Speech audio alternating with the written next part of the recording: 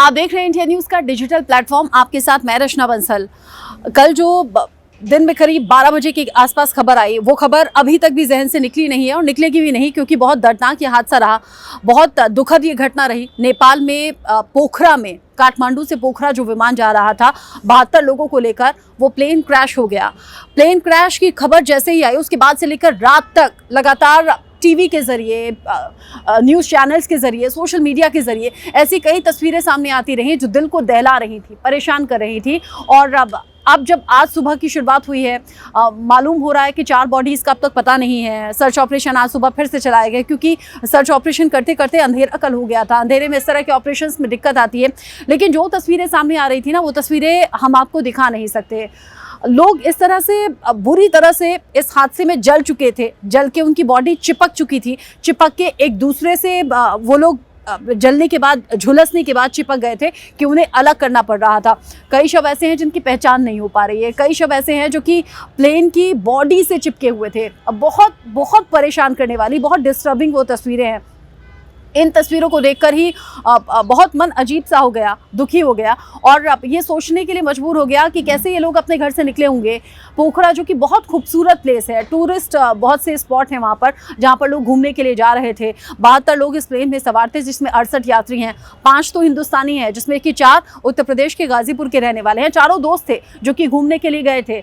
Lower middle class family से हैं, जो उनके परिवारों की तस्वीरें सामने आ रही हैं, जो वहाँ पर संबंधित विभाग के अधिकारी पहुँचे, पुलिस टीम पहुंची ये जांच पड़ताल करने के लिए कि क्या ये वही लोग थे जो कि विमान दुर्घटनाग्रस्त हुआ है, उसका शिकार हुए हैं।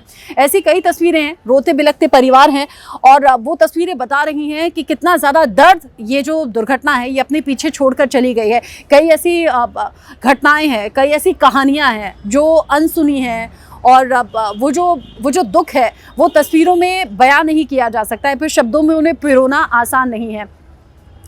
उत्तर प्रदेश के गाजीपुर के रहने वाले 4 लोग, 5वां भी उत्तर प्रदेश का ही है। 5 लोग जो कि हिंदुस्तानी थे, नेपाल घूमने के लिए गए थे। काठमांडू से पोखरा की यात्रा सिर्फ 25 मिनट की होती है।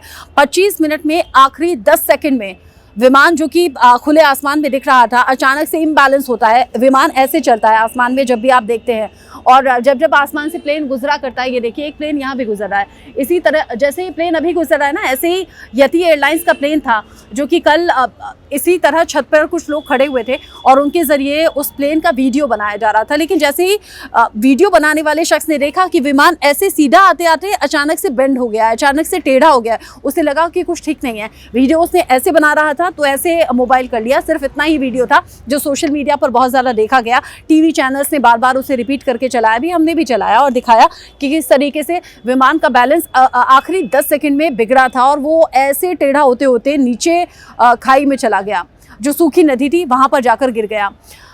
जो चश्मदीद है वो बता रहे हैं कि विमान जो ठीक ठाक चल रहा था, अचानक से उसका बैलेंस बिगड़ता है। कई लोग धूप सेक रहे थे, कई लोग अपने घरों के बाहर बैठे हुए थे। बस्ती का सा ये एरिया था, बस्ती के आसपास ही रनवे बना हुआ था, क्योंकि पोखरा में एयरपोर्ट पर रनवे पर लैंड करना था प्लेन को। पायलट ने बताया था कि तकनीकी खामी है, एटीसी से परमिशन ली थी, एटीसी ने ओके किया था, उसके बाद ही विमान लैंड कराने की तैयारी थी। अगर अब उसी वक्त प्लेन लैंड कराया जाता, जिस वक्त दिक्कत आ रही थी, उस वक्त वो बस्ती पर आकर गिरता। पायलट की सूझबूझ थी, जिसके चलते उसने वहां से डाइवर्ट करते हुए उस पहाड़ी इलाके में ले गया जहां पर ये विमान दुर्घटनाग्रस्त हुआ है, जिसकी तमाम तस्वीरें आप भी सोशल मीडिया पर देख रहे होंगे। ये पायलट की सूझबूझ थी।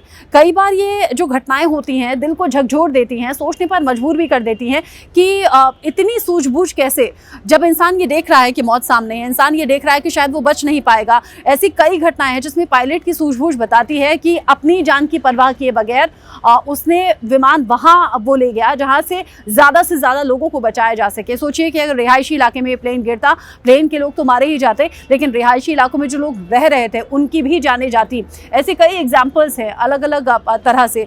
एक खबर ये भी कि चूँकि अलग अलग देशों के भी यात्री इसमें सवार थे। एक खबर ये भी है कि जो पायलट की को पायलट थी, वो को पायलट इसी उड़ान के बाद, यानी कि यहाँ लैंड करने के बाद प्रमोशन होने वाला था। इसी फ्लाइट के बाद को पायलट के तौर पर काम कर रही थी, लेकिन प्रमोट किया जाना था, पायलट की भूमिका निभाने वाली थी। दुखद ये भी लग रहा है कि 16 साल पहले को पायलट अंजू ये पूरा नाम है, हाँ, अंजू खतीवड़ा। अंजू नाम की ये जो को पायलट थी, 16 साल पहले इसी तरह का हादसा हुआ था। यति एयरलाइंस के फ्लाइट में ही उनके पति को पायलट की भूमिका निभा रहे थे, तब भी एक ऐसा ही हादसा हुआ था। उन्होंने अपने पति को खो दिया था। ये एक बहुत बड़ा सेटबैक होता है, अपने पति को खो देना, अपने परिवार वालों को इस तरह के हादसों में खो देना। फिर भी हौसला नहीं डगमगाया और वो यति एयरलाइंस की फ्लाइट में एज अ को पायलट जॉब कर रही थी। इस फ्लाइट के बाद प्रमोट की जानी थी। बड़ा एक्साइटेड होता है इंसान जब उसे उसके काम के लिए प्रमोशन मिलता है, और यही अंजू भी बड़ी बेसब्री से इंतज़ार कर रही थी। ऐसी न जाने कितनी कहानियां हैं इन पायलट्स की भी, और साथ ही साथ क्रू मेंबर्स की, और साथ ही उन 68 यात्रियों की भी। अगर एक एक कहानी मैं आपको सुनाने पर आऊँगी या फिर एक एक कहानी को हम करीब से देखेंगे तो दिल बड़ा बैठा जा रहा है। इस खबर के बाद, इस घटना के बाद तस्वीरें जैसे जैसे, क्योंकि हम तो आप तक फ़िल्टर्ड तस्वीरें पहुंचाते हैं, तस्वीरें जो कि ब्लर रहती हैं, तस्वीरें जो कि आंशिक तौर पर हम आपको दिखाते हैं, पूरी तस्वीर नहीं दिखा सकते। कुछ रूल्स भी होते हैं, कुछ नियम होते हैं, उन मानकों का ध्यान रखते हुए ही खबर हमें आप तक पहुँचानी होती है। लेकिन ऐसे कई अनसुने किस्से हैं, बहुत दर्द भरी कहानी इस घटना के पीछे है। एक हादसा तो ये हुआ है, लेकिन बाकी हादसे हो रहे हैं उन परिवार वालों के साथ जिन्होंने अपनों को खो दिया है, क्योंकि चश्मदीद कह रहे हैं कि इस घटना में किसी के बचने की उम्मीद नहीं है। 68 शव निकाले जा चुके हैं, 72 के 72 लोग मारे गए हैं। ये कल भी कई जो वेरीफाइड अकाउंट है उनके ज़रिए जानकारी दी गई थी, लेकिन हाँ, जो ऑफिशियल आंकड़े होते हैं वो तब आते हैं सामने जब डेड बॉडीज़ बरामद कर ली जाती हैं। डेड बॉडीज़, चूँकि पहाड़ी इलाका है, गहरी खाई जैसा वो दिखाई दे रहा है जहाँ पर वो प्लेन गिरा है, दुर्घटनाग्रस्त हुआ है, इसीलिए जो भी सर्च ऑपरेशन है चल रहा है अपने आखिरी पड़ाव में है। बहुत दुख की खबर है और बेहद भारी मन के साथ ये खबर मैंने आप तक पहुंचाई भी है।